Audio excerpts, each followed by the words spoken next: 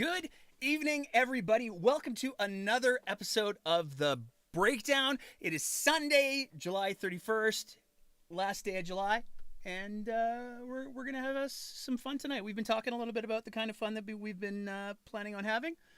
We're going all in tonight.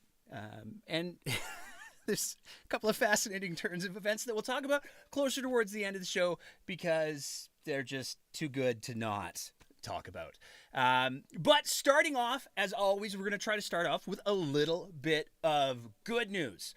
Before we get too far into it, I do want to say real quick, if you're listening to the podcast version of this, or if you're listening to it live on Twitter Spaces, you might want to jump over to the YouTubes, or at least throw the YouTubes on in 20 minutes or so, because this show's we've got some visual pieces that are probably a little bit important.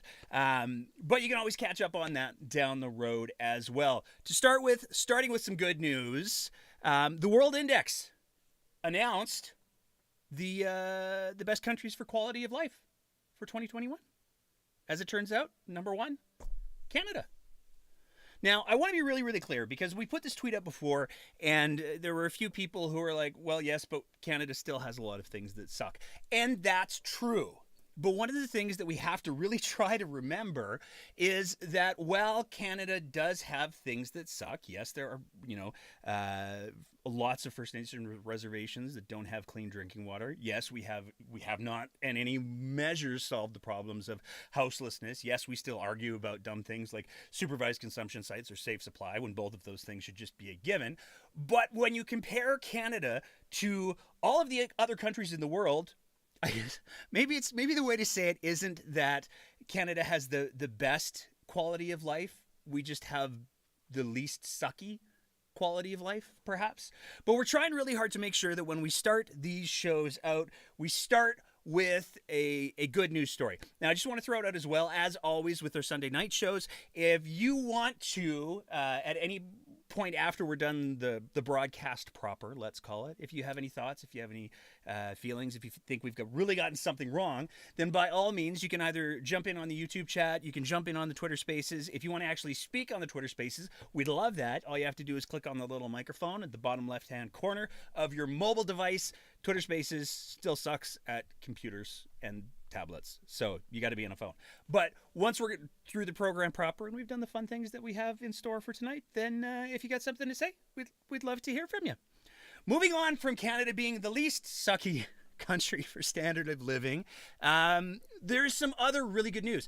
And it's odd because this good news was about as buried an announcement as a government can make. If you're not familiar, in communication circles, there's certain days of the week that are better for communicating certain things. The worst day, the day that most people aren't paying attention, is typically Fridays. Now, a lot of that has to do more with conventional media, but the reality is that on Fridays, a lot of people are getting ready for the weekend. They're kind of done. They're checking out. So Fridays historically have been a good day. If you have a news story that you know you have to release, but you don't really want it to get that much attention, Fridays, the day to do it. If you really want to double down, though, if you really want to bury that story, the Friday of a long weekend is where you drop that story. Some people call Friday Take Out the Trash Day. Some people call Long Weekend Fridays Nuclear Trash Day. Now, this gets to be important because one of the things that we heard a lot about this week was we were hearing from clinics and nurses and healthcare workers who were saying, hey, we're excited, and pharmacists, we're excited to get the pediatric doses out to kids. We've got all the pieces in place. We're just waiting for the government to make an announcement. And that was going on as early as Wednesday. Now, when we're talking about these vaccines, it's important to realize that we're talking about vaccines that are for kids under 5. That's a demographic that hasn't had vaccines available yet. And so it's a really, really big deal for a lot of parents to be able to get their kids vaccinated against COVID-19 when their kids are under 5. This is the first time this has happened. And yet, for some reason, the government decided to make the announcement late in the day on Friday, given that this is a long weekend. And it's really a shame because really there's arguably three demographics that needed to hear this news. First of all, you've got the parents that have been waiting and waiting. They've been on all of the social media for the last couple of weeks saying, when the hell is this going to happen? And they know because they've been watching for it. And then you've got the parents that are like, under no circumstances will my kid be injected with a 5G chip or whatever the case may be. They're not going to take it up. But there's a big chunk of people in the middle who maybe just needed to hear the news. Maybe they needed to see a health minister or a chief medical officer of health stand up in front of the province and say, great news, guys. But we didn't get that. We got this tiny little small release with absolutely no press conference for no apparent good reason. Moving on from there, it was the air show, is what we've been taking to calling it around here. The UCP leadership debate happened. Now, we're not going to go super in depth with the UCP leadership debate. We did a whole live spaces thing on Wednesday after the debate, and we heard from a lot of people who had some really good points, a lot of different perspectives around how different candidates did. And we did a little bit of a discussion. We were joined by Deirdre Mitchell-McLean, who's the host of Women of AB Poly. She came in and she schooled me good and proper on the things and the stuff. So if you want to go back and listen to that, it's on Twitter. It's on our Twitter. You just have to go back through our timeline. It's on Twitter Spaces, and you can listen to an hour and a half of us talking about the leadership debate. But the interesting thing about the leadership debate was there were really only, to a lot of people, there were really only two surprises. The first surprise was how strongly some of the candidates came out against some of the comments that Danielle Smith has been making over the last couple of weeks. Rajan Sawhney she went to work, to be honest. She bit down and did not let go as Danielle Smith was trying to, but it was misinterpreted or I misspoke. And she spun it in a bunch of different ways. And Rajan Sawhney was having none of it, which is out of character with how her campaign has been so far. Her campaign's been pretty, let's go with subdued and interpret that as you will. It was definitely not subdued on Wednesday. The other surprising moment was, and I have to give a little bit of background information, and I want to be really clear, not in any way trying to be exploitive or anything with this background information. One of the leadership candidates who's running is Brian Jean. Now, most people know that one of the reasons why Brian Jean ostensibly left politics for a while was because one of his kids got cancer and actually died from it. It's an incredible tragedy, and it really, the only reason why we're saying that is to inform the exchange that you're about to hear, because it really does speak to the fact that Ms. Smith's comments were so far over the line, and to this point, she still refused to apologize for them. I need to hear from Danielle Smith to commit today that you won't give bad medical advice or cancer advice again, because you hurt a lot of people with what you said, and you still said it was a misunderstanding. You haven't taken it back. A misunderstanding is not what it is. 45 seconds is over. 45 seconds is over, and we've been over this topic. All right. We're going to end a little bit late anyway, so we're not going to get back into it, and maybe that's something for a closing statement. Ms. Smith, I don't want to get back into it because Mr. Taves was called out, you were called out. No, I don't want to get back into it. I just want to tell Brian. Let's move on. You can deal with it in your closing statement. No, I just want to tell Brian I'm sorry for the loss of his son. Now, that's pretty... I mean, I'll be honest, for me personally, listening to the debate and sitting through what was watchable, they had some technical problems for those of you who tried to watch it as well. That was probably one of the most shocking moments, because Brian Jean clearly asked, would you please apologize for the harm that you did? And Danielle Smith responded with, in effect, I'm sorry that your kid died, which is unbelievably cold. And I mean, we've made jokes in the show on the past before about Rachel Notley's walking through the remains of areas of Fort Mac that were destroyed during the fires, and we've made comments about how inappropriate her Walking Dead joke was, and this is so much worse than that. This is so beneath not only that debate, but it's certainly beneath the office of the premier. But as the week went, things only got worse because for those of you that, maybe don't remember, the Cancer Comments came out of a podcast, video podcast, a web series. I don't know what they call these things, kids these days, where Danielle Smith interviewed a naturopath. Now, Danielle Smith has said when she launched that series of podcasts that the reason why she was launching that series during her campaign was because she wanted people to know who was informing her policy, whether it was health policy or education policy. She's had Parents for Choice in Education on. She's also had this naturopath on. But it doesn't really look like she did the kind of due diligence that one would expect from somebody who's running from the Premier's office. Certainly somebody who has the fundraising ability that we've seen that she has. She threw down the whole $175,000 that she needed in order to run. She's got no problems raising money. One would think she would have no problems hiring staff to vet, at the very least, the people who are going to be influencing her policy and appearing on podcasts during her campaign. But it turns out it's not exactly the case. So the naturopath that Danielle Smith had on her show was Christine Perkins. And there were a few folks that went by her website to see what's the deal with this naturopath. And they found some fascinating things. Perhaps not.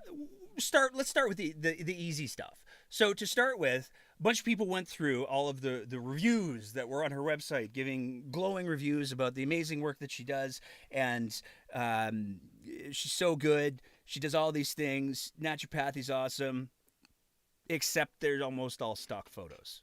So people went through and they were able to identify that almost all, if not all, of the photos associated with the testimonials were just stock photos. But that was really just the start of things. Because from there, you have to ask yourself, what does this naturopath purport to be able to treat? And this is where, again, it gets pretty broad pretty quick. So Dr. Christine, again, doctor of naturopathy, many people have pointed out, not a doctor of medicine. She claims that she successfully treats, with her naturopathic principles, ADHD, allergies, anxiety, arthritis, autoimmune disease, bedwetting, bladder infections, candida, chronic fatigue syndrome, colds and flus, colitis, concussions, Crohn's disease, depression, fibromyalgia, hormone imbalance, infertility, insomnia, leaky gut, migraines, major motor vehicle injuries, pre- and postnatal care, strains and sprains, stress, and more. Now, anybody who works in healthcare, anybody who works in any kind of medicine knows that in just that list alone, there's probably about 15 specialties and subspecialties of medicine that people, real doctors, go to years of school to become doctors, and then they specialize in that field of practice so that they can provide evidence-based care. But Dr. Christine claimed that she claims that she can treat all these things. Where it gets really interesting is what she claims that she can treat these things with. So on her website, she has a list of a variety of different things, including Bioscan SRT, the BEMER, vascular therapy, Bowen therapy, homeopathic medicine, because water has memory.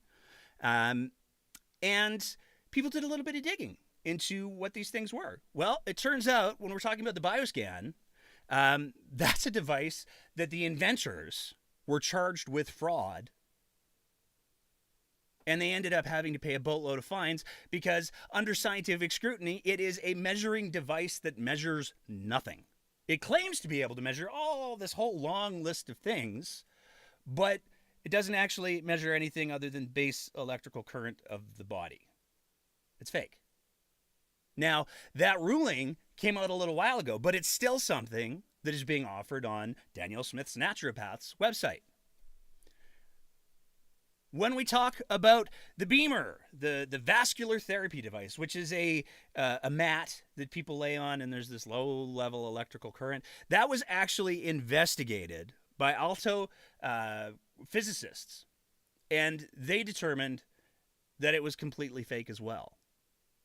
So there's no shortage of scientific evidence that says all of the things that are informing Danielle Smith's health policy don't actually do anything other than take people's money. And yet somehow this is the person that Danielle Smith, and these are the practices. This is the profession that Danielle Smith chose to legitimize. But moving on from Danielle Smith for just a little bit, there is another leadership race going on. Haven't heard much about it, but back in June, the Alberta Liberals announced, after quite a long period of time of having an interim leader, after David Kahn had stepped down. David was awesome, I think. I mean, I'm not a Liberal voter, but I've always enjoyed my conversations with David, and he has in many ways continued his activism. So I have nothing but good things to say about him. You can be angry about that or not. But David Kahn stepped down quite a while ago, and they've had an interim leader since. Well, they finally announced, you know what? We're pulling the trigger. We're going to get our leadership race going. The cutoff date for entrance into the leadership race is August 12th. And as of today, which is July 31st, we checked Elections Alberta, and the only registered parties, or the only parties that have registered leadership candidates, are the UCP, which have a boatload, and the Independence Party of Alberta.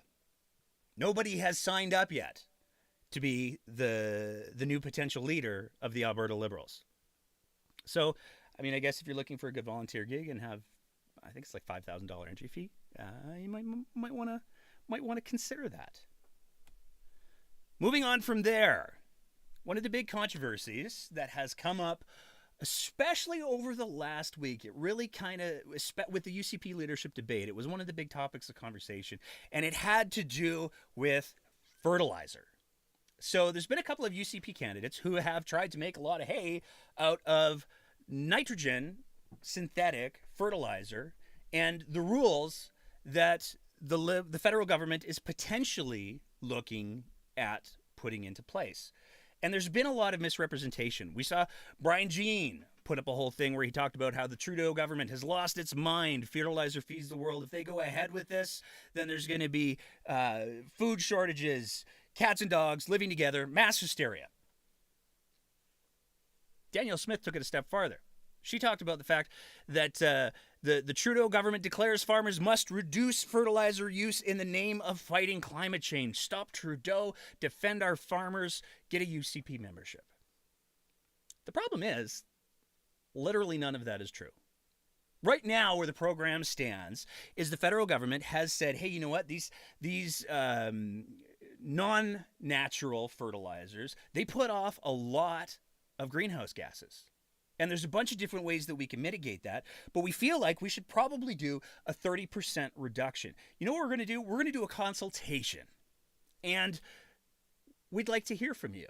What do you think? What are the best ways to do this? There's a lot of evidence-based practices that we can do. There's ways that we can modify tilling. There's ways that we can modify crop rotations. And natural fertilizer, absolutely still a go. What do you want to do here?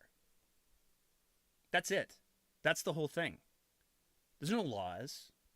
There's no mandatory 30% reduction in fertilizer use. At most, it's a 30% reduction in emissions. And we've seen this before from UCP leadership candidates and from conservatives across the country, quite frankly, where they will grossly misrepresent what's actually going on, shake it up to make it the most controversial version of things that they possibly can, and then they put out a bunch of memes and infographics, misinfographics is what they should be called, and they try to get people really, really upset to buy UCP memberships.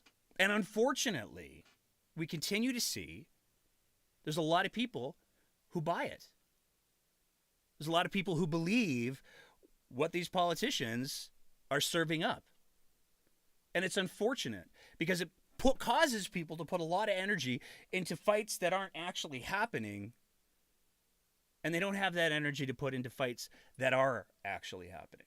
I would absolutely encourage anybody to go and be a part of the consultation progress. If you happen to know a whole lot about agriculture, I'm not claiming that I do, but if you happen to know a whole lot about agriculture, then you should absolutely go and give your feedback and read through the very, very long discussion page thing that they've put up. It's I mean, we're talking about climate change, so maybe it's appropriate that it's a super dry read, but it makes it very, very clear that this is the start of a conversation.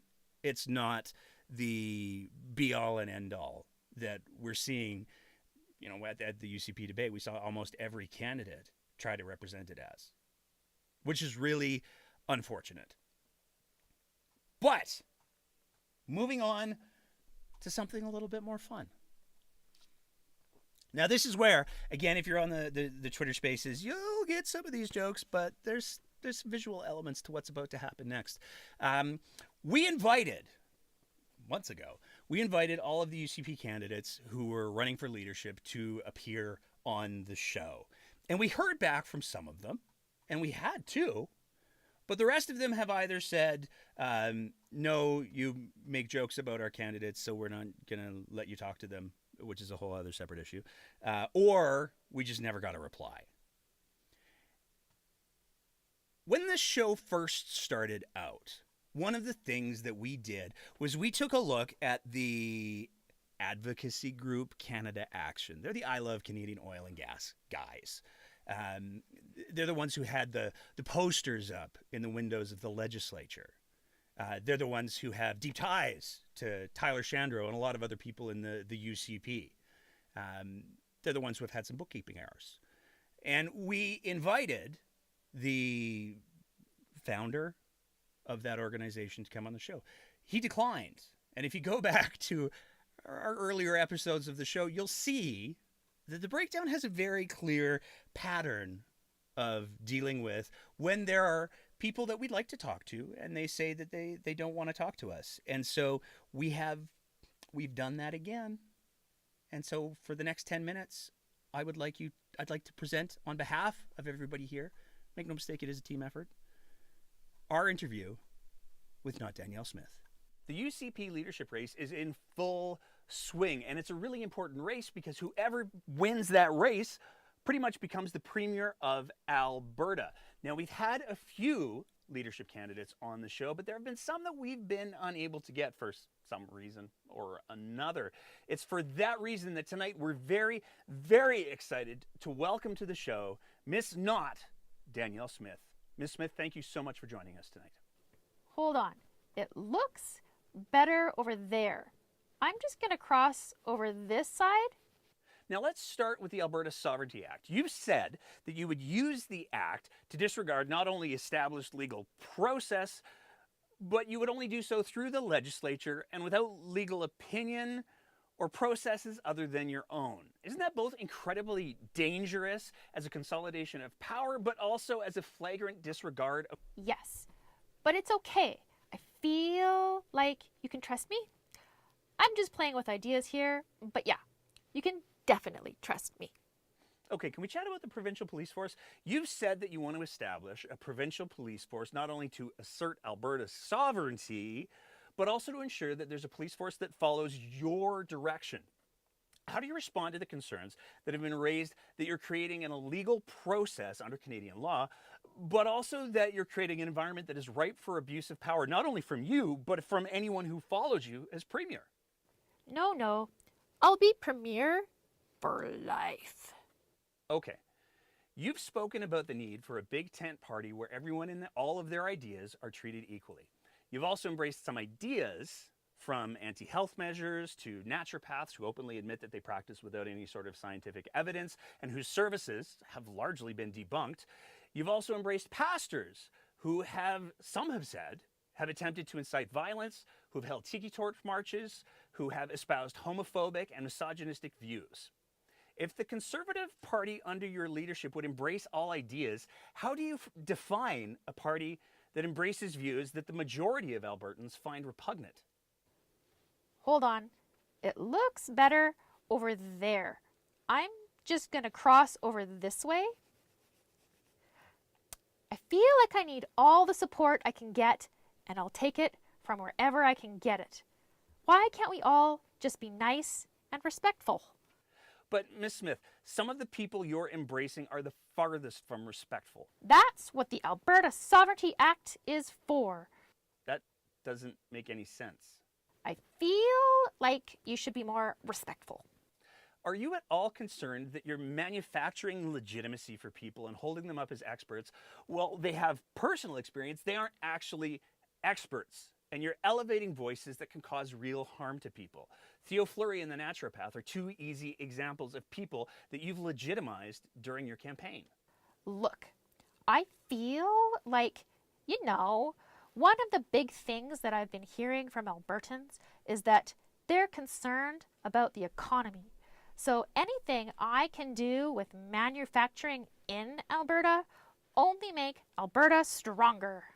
I'm not sure that's how that works. I am, and I had a radio show. Okay. Well, speaking of the economy, you've alleged that the federal government is responsible for inflation, but that seems to ignore the fact that inflation is a global problem right now. You've also misrepresented the goals of the federal government's emissions reductions programs, where they've talked about reducing emissions in fertilizer, they've talked about reducing emissions in oil and gas development. Now, oil and gas has said that that's a goal that they can entirely achieve without cutting any production, but you've presented it to your base as if the federal government is cutting 50% of production.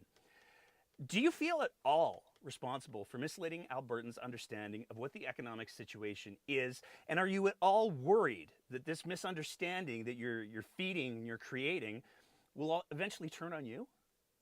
I feel like no, that's not going to be a problem for me. Look, we've already seen that a lot of my supporters will pretty much overlook most of my flaws or mistakes and turn themselves into pretzels to not have their perception of me damaged. That's momentum, baby. Turning to internet censorship. You've said that Trudeau wants to censor people's social media, and there's really no arguing that that's not a gross misrepresentation of the current situation. Oh, it's true. Trudeau only wants to destroy Alberta and steal our hair products. He cut his hair because he knows I won't let him get them. It's not, though. In fact, the only legislation that's currently being considered federally is legislation that addresses streaming services and is attempting to elevate Canadian content above foreign content. Why is that bad? It's censorship. How can that possibly be construed as censorship? Shh. See? I'm being censored right now. Beep. Ms. Smith, you know that we can see that you're doing that yourself.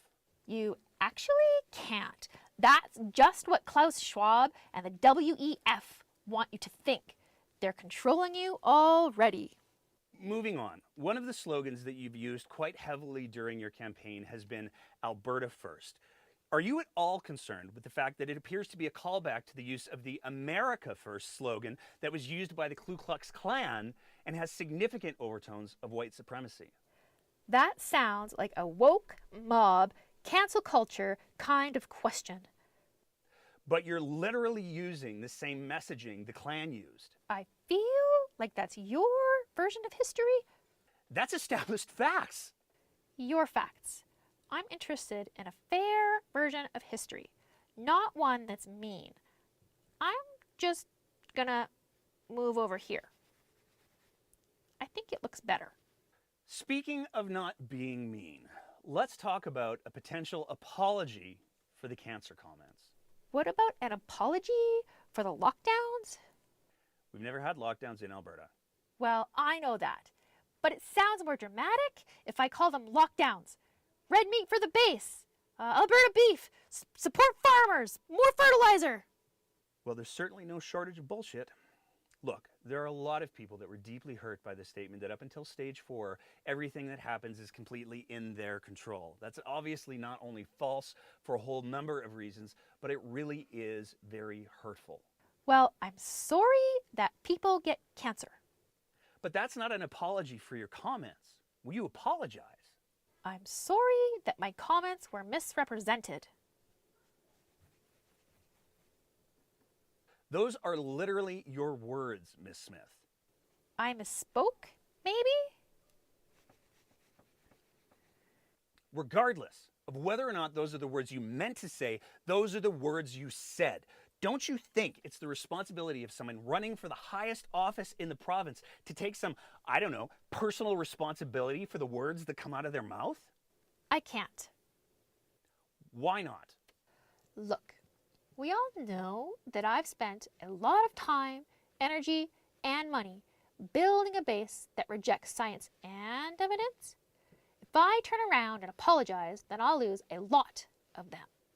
I can't do that because it's pretty clear that no one with any sort of critical thinking skills or compassion would support me. But Miss Smith. Hold on. I just need to move over there. I like how it looks over there.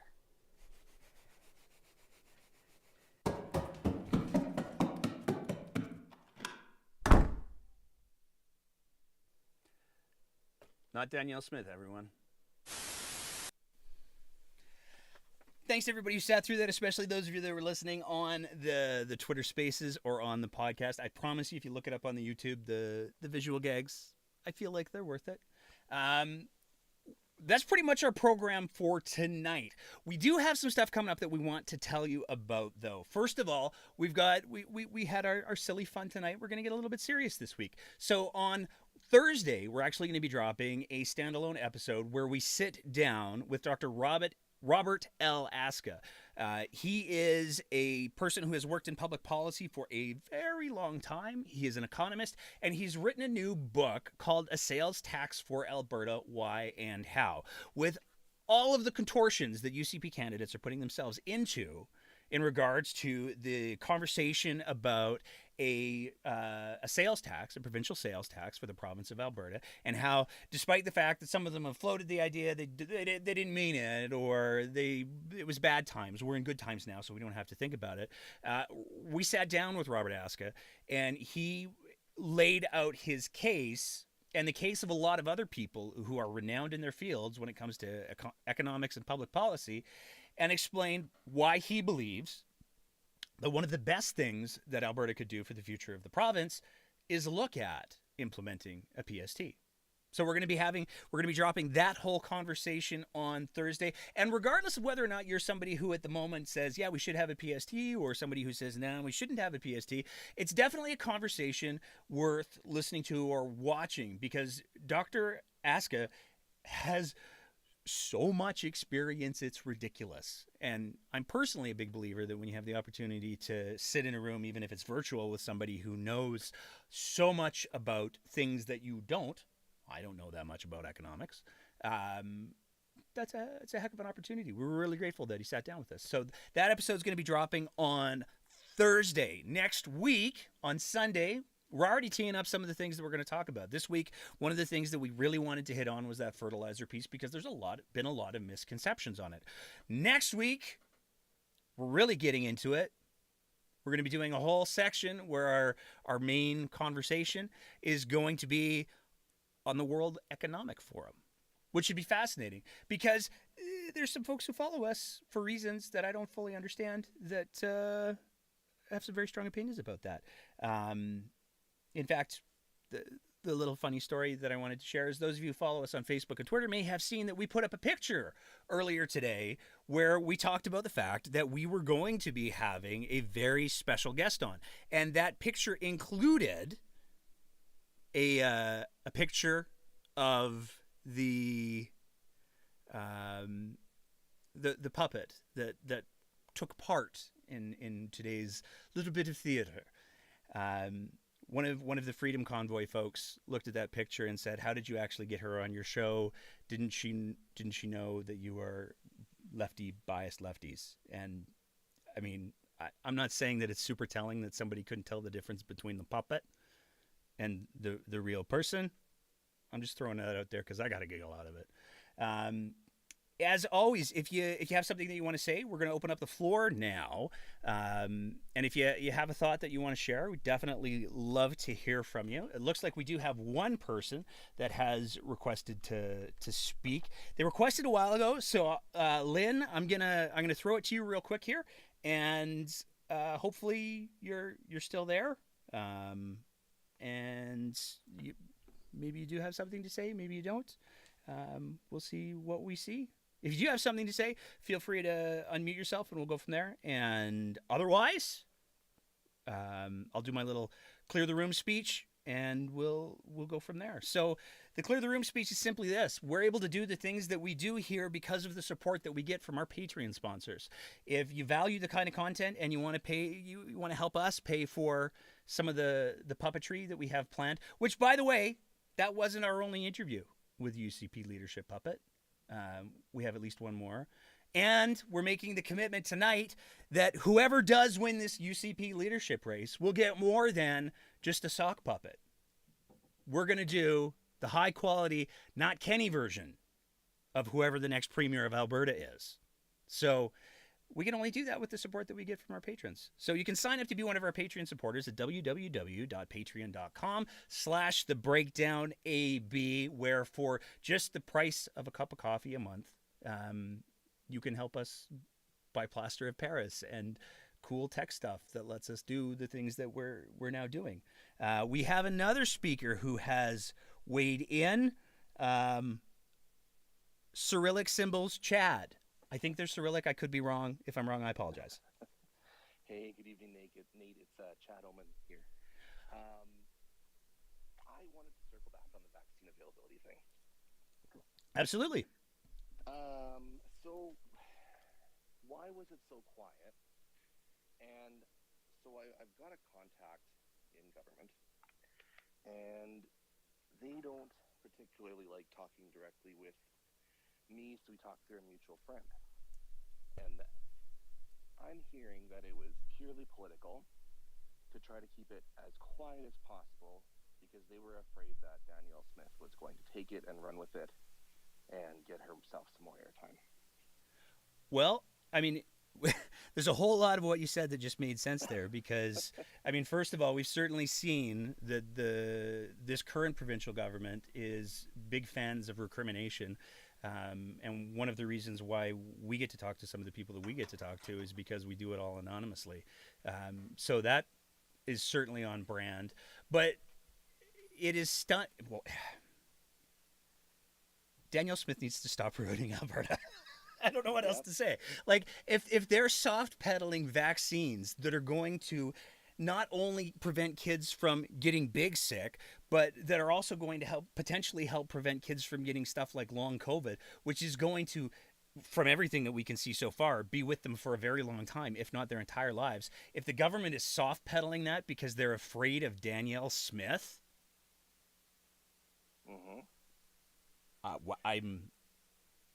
I am hard pressed for words on that one. That's, you know, I got to say, Chad, one of the things that we've seen is there seems to be, I haven't seen anything from Danielle Smith that comes even close to what I would call leadership. She's really good at manipulating people. She's really good at getting people angry, but she's not doing anything that even closely approximates leadership. And yet there are so many people who are so afraid of her and are following her lead. And it's ridiculous. She's not leader yet, but yet the government is afraid of her using a vaccine announcement as fodder. And you know, good on her for medical choice and whatever, but holy smokes, like, you got to get off the snake oil. Like, it's gonna kill people. And let's be clear, because what we're talking about here isn't a question of mandatory vaccines. This is a vaccine that's being made available to parents who want to vaccinate their kids who are under 5. That's it. That's all. It's as optional as going to the 7-Eleven and getting a Slurpee. Totally. Yeah. I mean, all of the childhood vaccines are optional ultimately, but I mean, it would be common sense to not. And I think it says something. I think it says something that there is a strong enough belief that Danielle Smith would play political football with an issue like this, a voluntary vaccination of children. I think that there's something really, really telling that people believe, oh no, she'll take that to the top of bullshit mountain. Absolutely. Like that's, yeah, so, wow. And so few people knew about the announcement that we were told not to, say what time the announcement was even going to come out yesterday, or on Friday, sorry. So few people, because they were trying to keep it as quiet as they could. So it's really telling. I mean, number one, this existing government is already so secretive, but two, there's just, they're trying to keep this as mum as possible, which is irresponsible. And I think totally,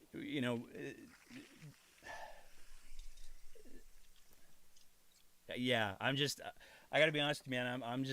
I'm a little bit speechless at that, because if it's not like it's reinstituting the REP, it's not like it's reinstituting mandatory masking or any of those things. It's quite literally just, hey, if you believe in science and you want to get your kid vaccinated, you can do that now. Have a good weekend, I guess.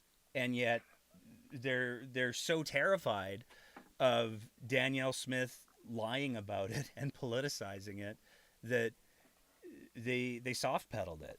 That's totally.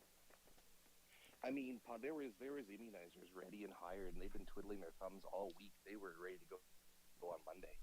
Vaccine was in clinics on Monday, and they were so scared of Danielle Smith that they waited 4 days. See, I've said this before. I've said it before. I'm going to say it again, and I always get a little bit of sauciness whenever I do, but August 12th is also the deadline for buying memberships for the UCP leadership race. And, I have a membership because we didn't want to get kicked out of the thing again. And our audience said that they wanted me to be there. So I still have my membership, but I'm seeing more and more people who are saying, you know what? This is not something we can sit on the sidelines on. This is not some sort of abstract political science discussion.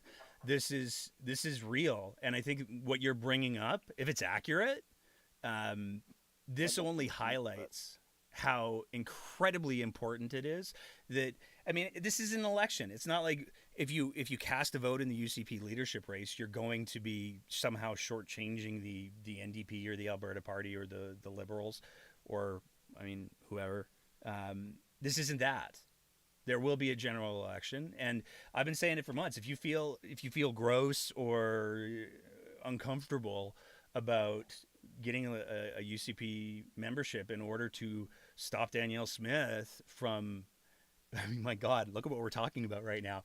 But then do it. I mean, we're at the point right now, and I apologize if this is a little graphic. I know my mom sometimes listens to the show. Mom, might be a time to, I don't know, hump. But right now, the reality of especially given what you just said, the reality of our province is Alberta is like a little baby, and somebody has thrown it into a big pool of shit. And we all have the choice of, well, do we go in there and get it? We're going to get a little dirty if we do, but it's a baby. Maybe we should. And I mean, if that's where we're at. The fact that kids under 5, their health was potentially compromised because of the fear that people have about Danielle Smith polarizing these things and politicizing these things. This is where we are. Yep. So thank you so much for sharing that, Chad, even though I'm going to have nightmares. For anybody who missed it, Chad's... Have a good night. Yeah, thanks, man. Chad's cool. We like Chad here. Chad did an episode with us because he's one of the folks that broke down the finances from the data leak on the Give, Send, Go trucker convoy nightmare, and was able to identify some very, very interesting patterns. We did a whole conversation with him at the beginning of the year. If you want to go back and listen to that, we have a back catalog. It's pretty nifty. Looks like that's all the speakers we have for tonight. I want to say thank you again to everybody who listened live. I want to say thank you to everybody who's listening to the podcast. If you watched it on the YouTubes, thank you for doing that. If you're watching it on the YouTubes or the Facebook after this has been broadcast, I guess, thank you for doing that. As always, be kind to each other, and please keep the conversation going.